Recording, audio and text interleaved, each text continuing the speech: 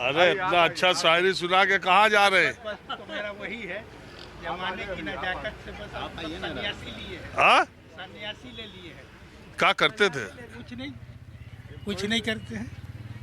नौकरी में थे, रिटायर कर गए, अब क्या करेंगे? इसीलिए ना बोले कि अपनी तो जिंदगी यूं ही कट गई सबे गम में, अरे कल वो होंगे जो शहर देखेंगे। फिर कहता है कि यार अब दुनिया की महफिलों से दिल उगता गया है, क्या लुत्फ है इस अंजुमन में जब दिल ही बुझ गया है। तो इसलिए ओके, ऐसा कुछ नहीं है कि अब सब तरफ अंधेरा है, ऐसा नहीं। आपको बोल रहे हैं, अंधेरा जो उजाला की निशानी है। हाँ, तो मैं आप बताइए। बहुत बहुत शुक्रिया आपका, आपके चैनल का, कि हम लोगों से आपने स्टेटमेंट ले रहा है। अरे हम तो ऐसे ही राह चलते लोगों से ही बात करते हैं, सड़क पे इधर उधर चाय की दुकान पे जहाँ लोग मिल जाए वही चर्चा करते हैं। और चूंकि ममता बनर्जी ने ये बात कही कि कांग्रेस पार्टी मुसलमानों को सुरसुरी दे रही है, इतने ही सुरसुरी कांग्रेस पार्टी दी होती तो पश्चिम बंगाल में, झारखंड में, बिहार में, उत्तर प्रदेश में इतनी कमज़ोर कैसे हो जाती? देखिए, मामला तो ये है कि बल्कि झारखंड में तो कुछ मजबूत भी है। यहाँ माहौल ऐसा हो गया कि समझ आता नहीं कि छेड़ू दास्ता कैसे, हंसाऊँ तो बगावत है, रुलाऊँ तो बगावत है। समझ रहे हैं ना? मामला यहाँ पे ऐसा हो गया है कि हम लोगों को चाहिए अमन व सुकून, शांति चाहिए, शांति का पैगाम, अमन व सुकून का पैगाम चाहिए। जहाँ भी हो पूरे हिंदुस्तान में, पूरे भारत में जो है अमन वाले हम लोग हैं। अमन चाहिए हम लोगों को, अमन व शांति चाहिए। हाल हो, रोज़गार हो, जानी हो, माली हो, माशी हो, चाहे जिस मामले में हो, ठीक है। इस वक्त जो हालात है, इंसान, सरकार कह रही है कि 5 केजी चावल दे देते हैं। 5 केजी चावल से ज़िंदगी कटती नहीं है। अगर 5 केजी चावल दे करके किसी को घर पर बैठा दिया जाए तो क्या उसकी ज़िंदगी कट जाएगी? नहीं कटेगी।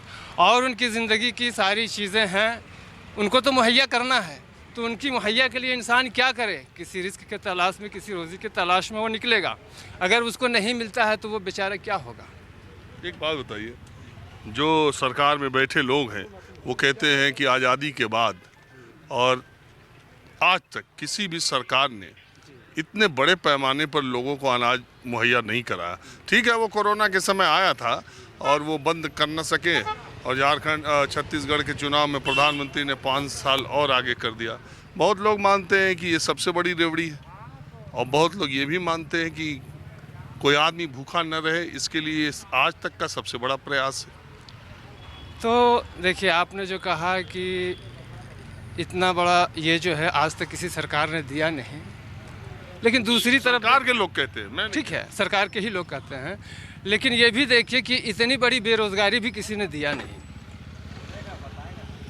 इतनी बड़ी बेरोज़गारी भी किसी ने दिया नहीं, और भ्रष्टाचार भी किसी ने दिया नहीं। ठीक है ना?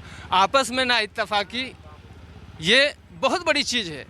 कल तक जो है, आज से 25 साल 30 साल पहले हम लोग सब एक जगह बैठ कर के खाना है, पीना है, चलना है, फिरना है, कोई इम्तियाज़ नहीं थी। आज आपस में एक भारत के हम 2 भाई 4 भाई हैं, चारों आपस में एक दूसरे को दूसरी निगाह से देखते हैं। क्यों? आखिर क्या हो गया है? सब इस देश के ही वासी हैं हम लोग।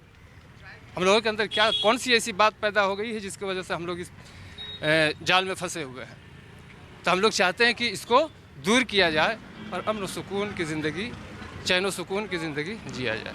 अच्छा, मान लीजिए हम चुनाव की दृष्टि से बात करें, 2024 का चुनाव एकदम मुहाने पे आ खड़ा है। आपको लग रहा है विपक्ष को जो जिम्मेदारी निभानी चाहिए थी, जहां खड़ा होना चाहिए था, प्रधानमंत्री नरेंद्र मोदी बीजेपी के सामने वो खड़ा है? देखिए, उम्मीद तो ऐसा है कि मौजूदा हालात जो है, कम से कम इससे तो सुधार हो।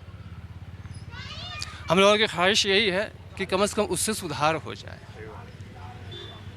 बस इसी उम्मीद पे हम लोग टिके हुए हैं। और आप बताएं। मैं खुद, आपका नाम क्या है? अब्दुल जब्बार। जब्बार साहब, मैं तो आज ये जानने के लिए अक़लियत के लोगों के बीच में आया हूँ कि ये जो चर्चा चलती है बार बार चुनाव से पहले, मुस्लिम वोटर किधर जाएगा? ये आज़ादी के इतने साल बाद भी मुसलमान एक वोट बैंक से ज़्यादा कुछ नहीं हो सका, और जब जब चुनाव आता है तब तब ये होता है। पीछे के चुनाव ये साबित करते हैं कि जब 2014 के बाद कि चाहे मुसलमान इकट्ठे होकर वोट दें, चाहे बट के वोट दें, भारतीय जनता पार्टी को हराने के लिए बहुत सारे प्रदेशों में और राष्ट्रीय स्तर पर वो वोट नाकाफ़ी पड़ते हैं। ये माहौल बना दिया जाता है कि धर्म और जाति के आधार पे हम वोट ले लें, अपना हिसाब न दें। न मायावती अपना हिसाब देना चाहती है, न कोई और पार्टी अपना हिसाब देना चाहता है।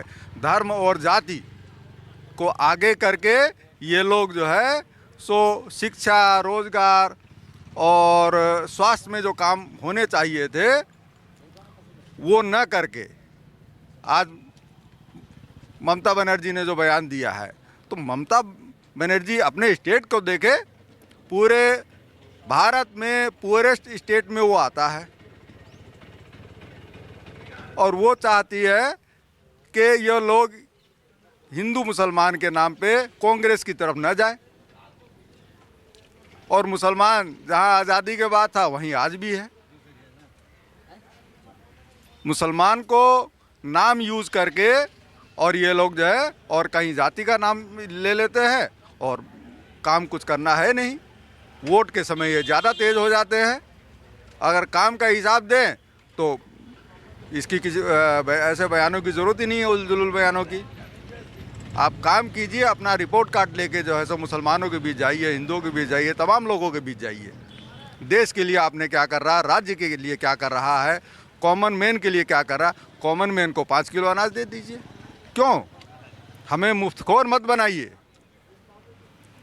हमें काम दीजिए, हम कमा के खाना चाहते हैं। अच्छा, एक बात बताइए, मुसलमानों को ये भरम आपको लगता है टूट गया कि वो चाहेंगे जिसकी सरकार बनाएंगे वो जिसकी तरफ चले जाएंगे उसका पलड़ा भारी हो जाएगा, या उन नेताओं का भी भरम टूट गया जो ये सोचते थे कि अक़लियत की पेशबंदी करके वो सत्ता पा जाएंगे और माइनॉरिटी का साथ जरूरी है, इसलिए उन्होंने इतने समय तक अपीजमेंट कर। ये भरम मोदी के आने के बाद भारतीय राजनीति में टूटा कि नहीं? मुसलमान किसी को सत्ता में लाने और हटाने में वैसे सक्षम नहीं है जैसा पेश किया जा रहा है, लेकिन ये पोलराइजेशन के लिए जो है मुसलमानों का नाम ले लिया जाता। आज देख लीजिए किस पार्टी में मुसलमान नहीं है। तृणमूल में आगे आगे मुसलमान है, सभी पार्टी में आगे आगे है, बीजेपी में नहीं, समाजवादी में है, बीजेपी में चंद है। बीजेपी के जो कुछ छूटभैये हैं जो अपने संसदीय क्षेत्र में वोट हासिल करने के लिए उल जुलूल बयान दे देते हैं, इस वजह से नहीं है। लेकिन लोग ये सोचते हैं कि बीजेपी के अगेंस्ट एक टांग पे खड़े होकर मुसलमान वोट मारते हैं, ऐसा बिल्कुल नहीं है। और मुसलमानों को भी चाहिए कि अपने हितों को देखे और हमारा जो भी शोषण कर रहा है या हमारा जो है सो भेष बदल के आ रहा है, वोट लेके जा रहा है, उसने भी हमारे लिए क्या किया।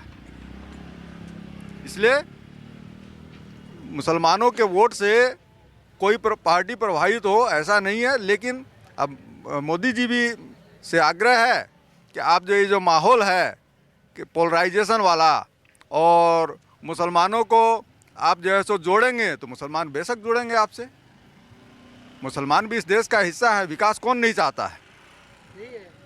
लेकिन उनके कुछ छुटभैया नेता जो अपनी राजनीति साधने के लिए छुटभैया क्या, शमशान कब्रिस्तान, दिवाली, रमजान, वो अली अली कहेंगे, हम बजरंग बली कहेंगे, ये छुटभैया नेताओं का बयान है। ये तो इन्हीं लोगों का है, मोदी योगी का। ये सिर्फ और सिर्फ वोट को पोलराइज करने के लिए लोग करते हैं और ताकि कम से कम मुसलमानों के अगेंस्ट बयान हो जाए तो बाकी लोग तो हमारे पास बिना हिसाब किताब के वोट मारने आ जाए। इसलिए तमाम देश के नागरिक जो हैं सो हिसाब मांगे, काम का हिसाब मांगे। काम